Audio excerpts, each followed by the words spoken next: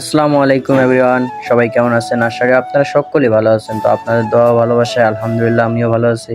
তো আজকে একটা স্পেশাল দিন, তাই সকালবেলা উঠলাম, উঠে মুখ টুক ধুয়ে এখন চলে যাব অফিসের উদ্দেশ্যে। আর স্পেশাল দিন কি আসলে আপনারা হয়তো থাম্বনেল দেখাই বুঝতে পারছেন, তারপরও যারা বোঝেন নেই তারা বুঝিয়ে দেবো। আগে রেডি হয়ে নেই আমি, তারপর বলতেছি। তো অলরেডি আমার রেডি হওয়া শেষ, এখন চলে যাব আমি অফিসের উদ্দেশ্যে। তো রুমে তালা মারলাম, রুমে তালা মেরে এখন যাব একটা চা খেয়ে, তারপর চলে যাব অফিসের উদ্দেশ্যে। এটা চাটা খাওয়া শেষ, এখন চলে যাইতেছি আমি অফিসের উদ্দেশ্যে। এখনো অফিসের বাস আসবে, আসলে তারপর চলে যাব আমি। তো এই জায়গায় গাড়ি আসবে, গাড়ি আসলে তারপর চলে যাব আমি। এখনো ড্রাইভার আসেনি, আসলে তারপর চলে যাব।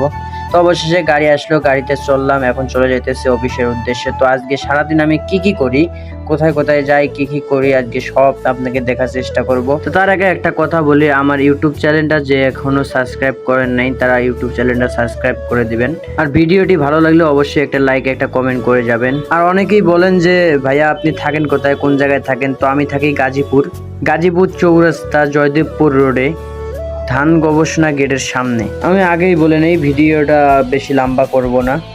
আর এই যে এটা দেখছেন, এটা হচ্ছে খালপাড়, অর্থাৎ উত্তরা খালপাড় মসজিদ। তো অবশেষে কিন্তু চলে আসলাম Atish Dipankar university of science and technology, অর্থাৎ যেখানে আমি জব করি ওখানে কিন্তু অলরেডি চলে এসেছি। এখন চলেন আমি আজকে কি করি সব আপনাদের দেখাবো। আর এটা হইতেছে আমার ইউনিভার্সিটির ফুল এরিয়াটা। আসলে ভার্সিটিটা ছোট হইলে কি হবো, এই ভার্সিটির অনেক অনেক অনেক অনেক নাম। আজকে স্পেশাল দিনটা হইল যে আজকে কিন্তু পহেলা বৈশাখ, অর্থাৎ শুভ নববর্ষ 1433 আর এই যে আমাদের ভার্সিটির বিল্ডিং এর উপর দিয়ে কিন্তু এত বড় বড় বিমান যায়, কারণ এয়ারপোর্ট খুবই কাছে, তার জন্য এত কাছে বিমানগুলো দেখা যায়। আর এটা হচ্ছে আমাদের ইউনিভার্সিটির সামনের গেট, যেতে দুইটা গেট থাকে।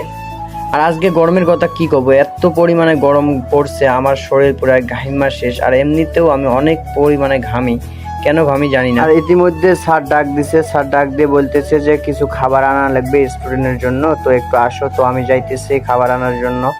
তো এই যে সামন গেটে চলে আসলাম, এখন যাব ক্যান্টিনে যায় তারপর খাবারগুলো আনতে হবে। তো পহেলা বৈশাখে খাবারগুলো কি আইটেম থাকে এটা তো আপনারা সবাই ভালো করেই জানেন। আর এখন যাব আমি নিজে খাবার জন্য, আর খাবারের জন্য কিন্তু আমি নিছি একটা বোতল ঠান্ডা পানি, কারণ যে পরিমাণে গরম পড়ছে এই ঠান্ডা পানি যদি না হয় তাহলে তো পুরাই শেষ হয়ে যাব।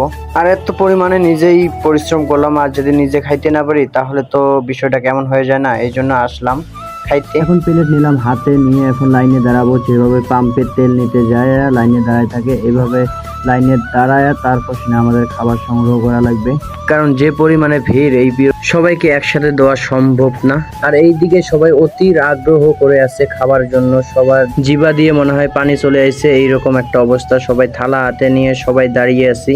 আর এই যে গাছটা দেখতেছেন, এটা কিন্তু পুরাটাই ফর্ম দিয়ে তৈরি, এত সুন্দর হয়েছে।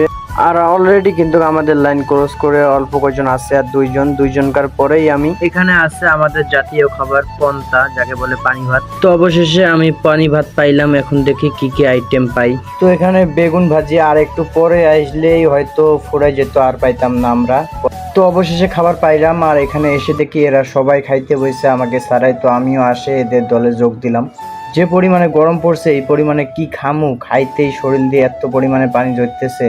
তো খাওয়া দাওয়া অলরেডি সব শেষ, এখন চলে যাব আমি বাসায়, এখন ছুটি হয়ে গেছে। এই যে এগুলো হচ্ছে পিঠা, যেগুলো তেলের পিঠা বলে, এগুলো মূলত ক্যাম্পাসে বিক্রি করতে নিয়েছিল, পরে এগুলা এড়াইছিল, পরে আমরা বাসে যতগুলো লোক ছিলাম সবাই খাইলাম। তো খাওয়া দাওয়া শেষ, এখন আমরা গান গাইতে গাইতে সবাই বাসায় যাইতেছি। এই দেখতেছেন সানি আপু, উনি অত্যন্ত ভালো একজন মানুষকে খুব সহজেই খুব হাসাইতেই পারে, অনেক সুন্দর একজন মানুষ, অনেক ভালো মনের মানুষ একজন। আমাকে বলতেছে যে আনিস তুমিও গাও। তো আপু কিন্তু অনেক সুন্দর গান গাইতে পারে, তাকে শিল্পী বললেও ভুল হবে না। তো পুরো রাস্তা গান গাইতে গাইতে আসলাম, এখন বাসার কাছাকাছি এসেছি, এখন চলে যাব বাসায়। তো অবশ্যই গাড়ির থেকে নামলাম, গাড়ির থেকে নাইমা দেখেন আমার শরীরের অবস্থা কি, এত পরিমাণে ঘামছি আমি, তা মাথা নষ্ট করা কথাবার্তা। তো সবাই ভালো থাকবেন, সুস্থ থাকবেন, এবং আমার ভিডিওটি যদি আপনাদের কাছে ভালো লাগে তো অবশ্যই একটি সাবস্ক্রাইব করে যাবেন, আর লাইক কমেন্ট শেয়ার করবেন। ধন্যবাদ সবাইকে।